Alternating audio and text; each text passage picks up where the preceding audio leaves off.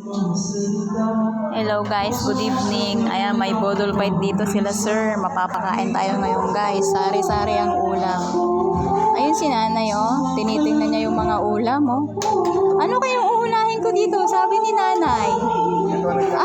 Bahala na. Natatakam na si nanay oh. Ano kayong uunahin ko dito? Sabi ni nanay oh. Nagbablog ako. Ayan oh. Sarap. Ang daming ulam. Sari-sari. Oh, ayan. Yan, sari-saring ulam yan guys. Bahala kayong maglaway guys. Ayan.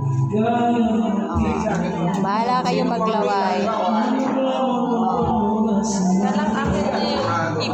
Yan lang. Sa'yo lahat. Sa kanya lang lahat yung hipon, sabi ni Irina. Pati yung hipon doon, kunin mo na. Ayan, pumwesto na si Irena. Pumwesto na si Irena. Nakatingin na si Irena. Talantakan na niyan guys. Antayin na niyan guys. Ayan. Ayun yung sa'yo. Okra. Ayan. Okay, good. Pang laban sa pang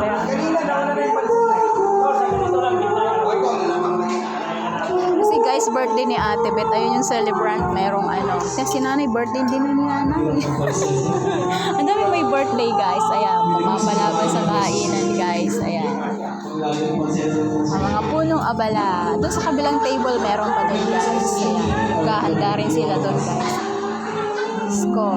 Pinasarap mo lalo yan kuya. Nilagyan mo pa ng alamang. Ayos na ayos ang dating guys.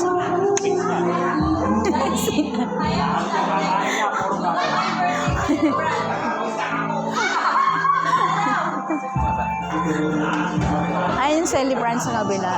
Ayun, dito naman tayo guys sa kabila. Yan, sa kabila tayo guys.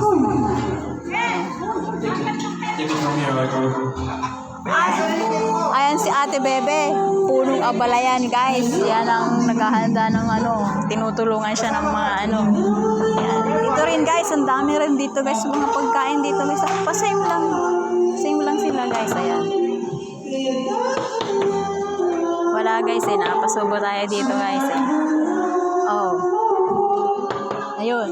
Yung siomay hinahanap ko, wala. Ate Bebe, sabi ni ma'am, yung siomay ilalagay daw dyan. Nasa taas daw.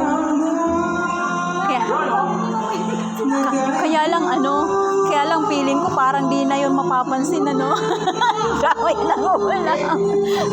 Ang daming ulam. Aling pag di ba ganun mabusog ang